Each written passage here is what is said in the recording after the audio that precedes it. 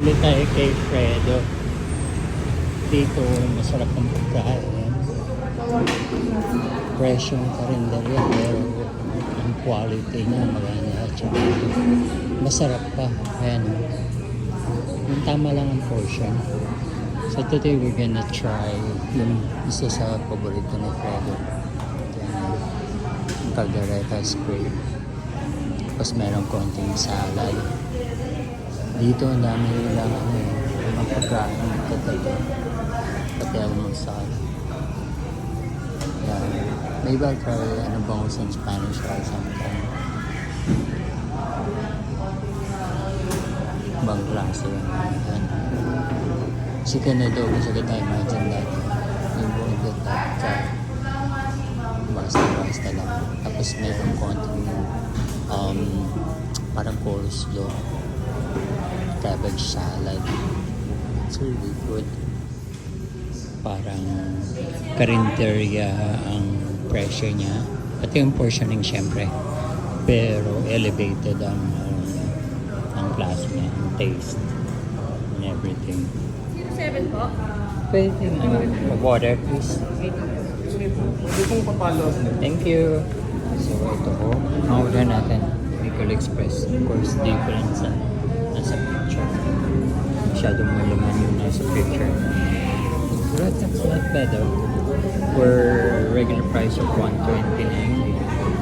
Ang pana. Diba dati, hindi ko pa din na-roll. So ayan. Dami rin ng portion. Ito yung Bicol Express nila.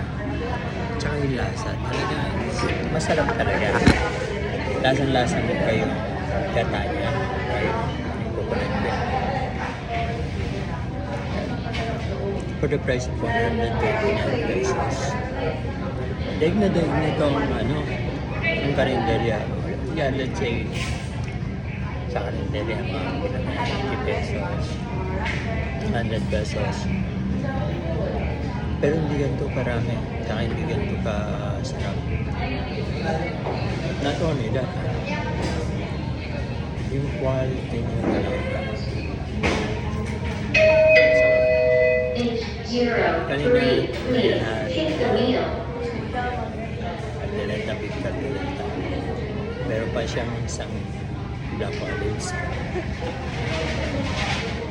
Ito ngayon ang favorite kong Baguio Hills.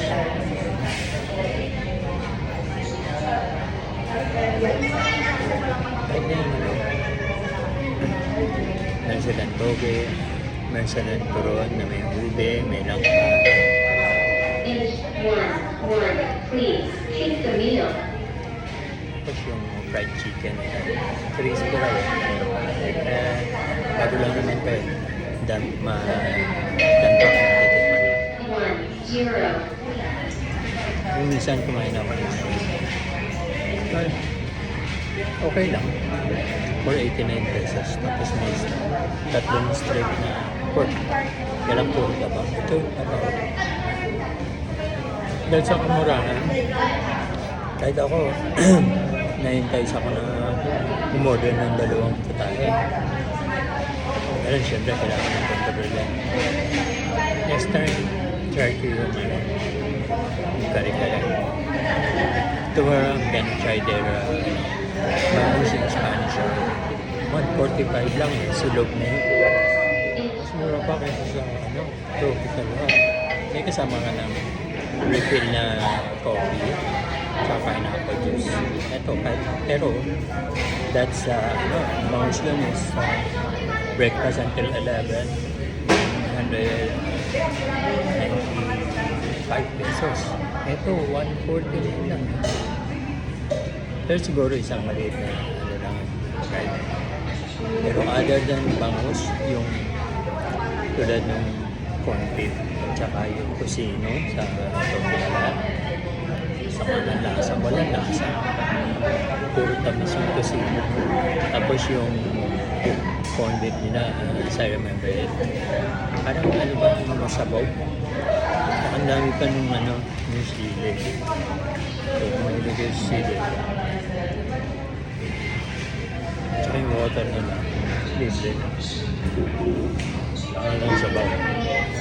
yung ano yung luto,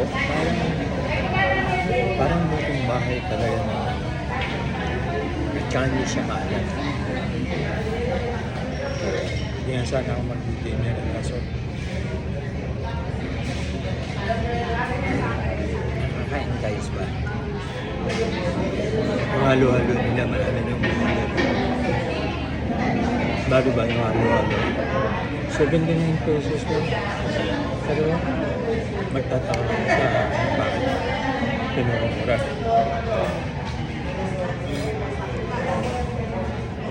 Pag tinuguan nila, mamamupin. Pareho lang. Inch So, yun lang. 3, please. Take the meal.